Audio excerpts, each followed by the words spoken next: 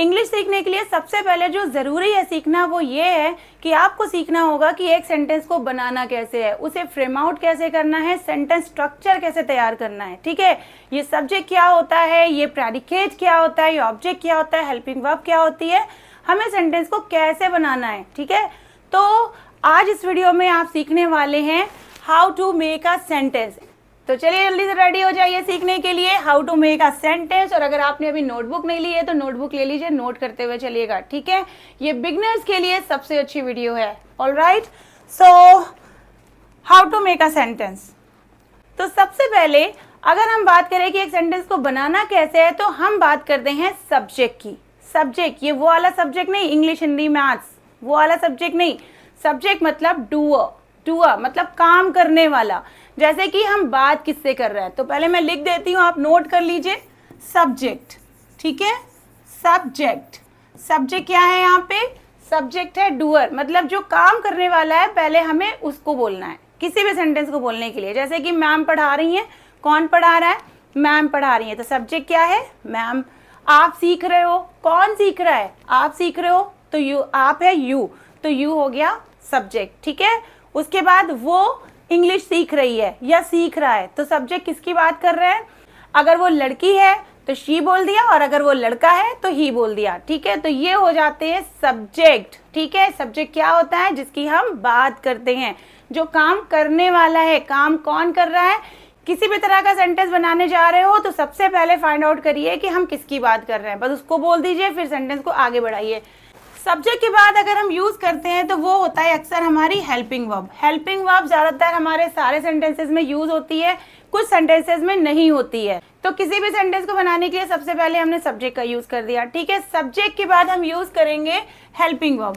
Helping verb, helping verb क्या होगी, जो सेंटेंस के लास्ट में वर्ड आ रहा है, मैं आपको बिल्कुल ईजी पैटर्न बता रही हूँ। ठीक है, जो सेंटेंस के लास्ट में वर्ड आ रहा है तो उसके अकॉर्डिंग हमें सेंटेंस के हेल्पिंग वर्ब को कैच करना है। ठीक है, मतलब बहुत सारी हेल्पिंग वर्ब होती हैं जो हमारे सेंटेंस के अकॉर्डिंग हमें पता चल जाता है कि ये कौन सा सेंटेंस है और हमें इसमें क्या यूज़ करना चाहिए। जैसे कि सेंटेंस के लास्ट में चाहिए आ रहा है तो हम शुड यूज़ कर देते हैं, मस्ट यूज़ कर सकते हैं, सकता है सकती आ जाता है तो कैन का यूज़ कर सकते हैं। टेंस के अकॉर्डिंग भी हमारी हेल्पिंग वर्ब चेंज होती रहती है, जैसे do, does, did, has, have, है ना। तो ये सारी अभी हम किस कैटेगरी में रख रहे हैं इन सबको, ये जितने भी ऑक्सिलरी वर्ब हैं, जितने भी वर्ड्स हैं, ये सब आ जाएंगे हमारी हेल्पिंग वर्ब में सेंटेंस के अकॉर्डिंग। ठीक है, सेंटेंस के अकॉर्डिंग एंड टेंस के अकॉर्डिंग। तो सबसे पहले हमने सब्जेक्ट यूज कर दिया एंड फिर हेल्पिंग वर्ब यूज कर दिया। जो भी आपका सेंटेंस का लास्ट वर्ड आ रहा है उसके अकॉर्डिंग आप शुड, मस्ट, कैन, कुड कुछ भी यूज कर सकते हैं इसके बाद। ठीक है, तो हेल्पिंग वर्ब के बाद अब क्या आएगा, हेल्पिंग वर्ब के बाद आएगा हमारा मेन वर्ब। क्या आएगा, मेन वर्ब, मेन वर्ब। ठीक है, इसको नोट कर लीजिए, मेन वर्ब हमारी। ठीक है, मेन वर्ब क्या होता है, एक्शन वर्ड। एक्शन वर्ड्स जो हमारे होंगे वो हमारे मेन वर्ब्स होंगे। जैसे कि कोई काम करना चाहिए, कौन सा काम करना चाहिए, इंग्लिश सीखना, सीखना हो गया हमारा वर्ड। ठीक है, तो वो मेन वर्ब में चला जाएगा, मतलब जो एक्शन हो रहा है हम उसकी बात कर रहे हैं तो वो हो जाएगा हमारा मेन वर्ब। ठीक है, अब मेन वर्ब के बाद आता है हमारा ऑब्जेक्ट। क्या आता है, ऑब्जेक्ट। ऑब्जेक्ट क्या होता है, मतलब जो काम हो रहा है वो कौन सा काम हो रहा है। ये ज्यादातर बेस्ट फ्रेंड है, ये ज्यादातर साथ में ही आते हैं। ठीक है, जैसे कि सीखना, क्या सीखना, इंग्लिश सीखना, तो सीखना हमारी मेन वर्ब हो गई और क्या सीखना, इंग्लिश, इंग्लिश हमारी ऑब्जेक्ट हो गया। ठीक है, उसी तरह से धोना, धोना, धोना क्या है, मेन वर्ब हो गया, और क्या धोना, कपड़े धोना, तो कपड़े हो जाएगा, क्लोथ्स हो जाएगा ऑब्जेक्ट। ठीक है, तो कोई भी काम जो हमारा एक्शन हो रहा है वो हमारा मेन वर्ब में जाएगा और मेन वर्ब के जस्ट आफ्टर हमें ऑब्जेक्ट का यूज कर देना है। ठीक है, कंटिन्यू रखिएगा क्योंकि आगे भी मैं आपको बहुत सारी चीजें बतानी है जिसमें चेंज आने वाला है। तो फाइनली हमारा आ गया एटसेट्रा, मतलब सेंटेंस में अब जो कुछ भी बचता है ऑब्जेक्ट के बाद वो आप लास्ट में बोल दीजिए, बस हो गया आपका सेंटेंस कंप्लीट। चलो एग्जाम्पल समझते हैं। ठीक है, एक हम बिल्कुल इजी एग्जाम्पल ले लेते हैं। देखिए ये फर्स्ट वीडियो है हमारे इस चैनल की, हमारा न्यू चैनल है, तो इसमें आपको देखना है कि सेंटेंस बनाना कैसे, और अगर आपको हेल्पिंग वर्ब्स में जो प्रॉब्लम आ रही है वो कमेंट में बताइएगा, मैं उसके ऊपर वीडियो जरूर बनाऊंगी। ठीक है, बाकी स्टेप बाय स्टेप आप वीडियोस देखते जाइए और इंग्लिश सीखते जाइए। तो ये है अब आपका फर्स्ट डे। तो अभी हम बात कर रहे हैं, जैसे कि सिर्फ एक एग्जाम्पल दूंगी, ज्यादा नहीं, वरना वीडियो बहुत लंबी हो जाएगी आपकी। कि मुझे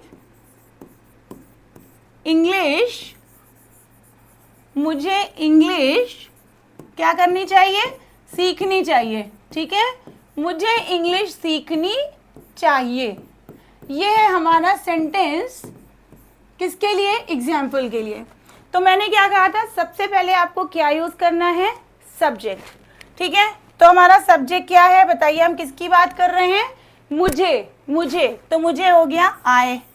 ठीक है, कंप्लीटेड, आई हो गया। तो मुझे इंग्लिश सीखनी चाहिए, आई हो गया सब्जेक्ट। उसके बाद है, मैंने क्या बोला था, सब्जेक्ट के बाद हमारी हेल्पिंग वर्ब आएगी। हेल्पिंग वर्ब हमें कैसे लेनी है, लास्ट वर्ड से लेनी है। तो लास्ट में क्या आ रहा है, चाहिए, सीखनी चाहिए। मतलब हम किसी को एडवाइस दे रहे हैं, तो एडवाइस देने के लिए हमें शुड का यूज करना होता है चाहिए के लिए। तो यहाँ पे हमें हेल्पिंग वर्ब मिल गई शुड। क्या मिल गई, शुड।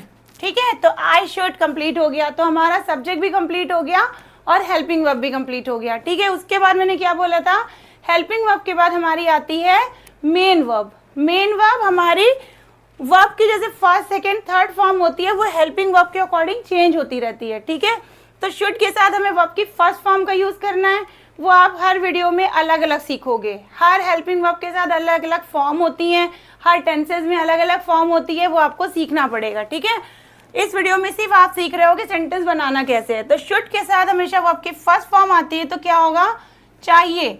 चाहिए, क्या चाहिए, सीखनी चाहिए। तो सीखने को हम इंग्लिश में बोलते हैं लर्न। ठीक है, तो वी शुड लर्न। क्या सीखनी चाहिए, मैंने क्या कहा था, हमेशा मेन वर्ब के साथ ऑब्जेक्ट आएगा। क्या सीखनी चाहिए, इंग्लिश सीखनी चाहिए। तो इंग्लिश आ गया हमारा यहाँ पे। ठीक है, इंग्लिश, तो वी शुड लर्न इंग्लिश। अब यहाँ पे लास्ट में मैंने बोला था आप लोगों से कि एटसेट्रा, जो भी सेंटेंस बचे वो बोल दो। इस सेंटेंस में कुछ बचा ही नहीं है, सब कंप्लीट हो गया। मुझे भी हो गया, इंग्लिश भी हो गई, सीखनी भी हो गई और चाहिए भी हो गया। तो ये सेंटेंस कंप्लीट हो गया। ठीक है, अगर हम बोल देते कि हमें जल्द से जल्द इंग्लिश सीखनी चाहिए, जल्द से जल्द, तो यहाँ पे जो जल्द से जल्द आ गया, बाद में आ गया, उसे हम बोल देंगे एटसेट्रा की जगह पे as soon as possible. As soon as possible. तो ये हो गया हमारा सेंटेंस का आगे एटसेट्रा में, कि मतलब जल्द से जल्द हमें इंग्लिश सीखनी चाहिए। ठीक है, तो इस वीडियो में आपने सीखा कि एक सेंटेंस को, तो इस वीडियो में आपने सीखा how to make a sentence, मतलब एक सेंटेंस को बनाना कैसे, उसे फ्रेम आउट कैसे करना है, उसका स्ट्रक्चर कैसे तैयार करना है, जिसके लिए हम लोगों ने बात की subject, helping verb, main verb and object and etcetera की। ठीक है, तो यहाँ तक आपकी जर्नी कंप्लीट नहीं होती है, क्योंकि कुछ सेंटेंसेस ऐसे होते हैं जिसमें सब्जेक्ट नहीं आता है, उसे हमें स्किप करना होता है, जैसे कि इंपेरेटिव सेंटेंसेस। ठीक है, वो आप आगे सीखोगे, क्योंकि एक वीडियो में सब कुछ पॉसिबल नहीं होता है। तो इंग्लिश का कोई सेम पर्टिकुलर रूल नहीं होता है। English is a stupid language, और हम लोगों को बेवकूफ़ बनाया जाता है कि ऐसा होता है तो ऐसा किया जाता है, वैसा होता है तो ऐसा किया जाता है। नो, इंग्लिश कहीं पे भी पलट जाती है, कहीं पे भी इसका रूल चेंज हो जाता है। तो इसका एक पर्टिकुलर रूल नहीं होता है, लेकिन मैक्सिमम जो रूल्स होते हैं वो ऐसे ही फॉलो किए जाते हैं। तो किसी किसी सेंटेंस में हमारा सब्जेक्ट नहीं होता है, किसी किसी सेंटेंस में हमारी हेल्पिंग वर्ब नहीं होती है, जैसे कि simple present tense and imperative sentence में हमारे सब्जेक्ट नहीं होते हैं। तो इन सब की नॉलेज आपको धीरे धीरे मिलेगी आगे आने वाली वीडियोस में। ठीक है, और इस वीडियो को ज्यादा से ज्यादा अपने दोस्तों के साथ, अपने लव्ड वन के साथ, जिसे आप बहुत प्यार करते हैं और चाहते हैं कि उसके इंग्लिश इंप्रूव हो जाए, उसे एग्जाम में अच्छे मार्क्स मिले, तो इस वीडियो को उसे जरूर शेयर करिएगा, ताकि वो भी इससे कुछ बेनिफिट ले सके। और अपना प्यार हमारे साथ बनाए रखिएगा, सपोर्ट करते रहिएगा, और लाइक तो करना बिल्कुल मत भूलिएगा, और कमेंट में अपनी डिमांडेड वीडियो जरूर बताइएगा। Okay, and thanks for watching, all the best.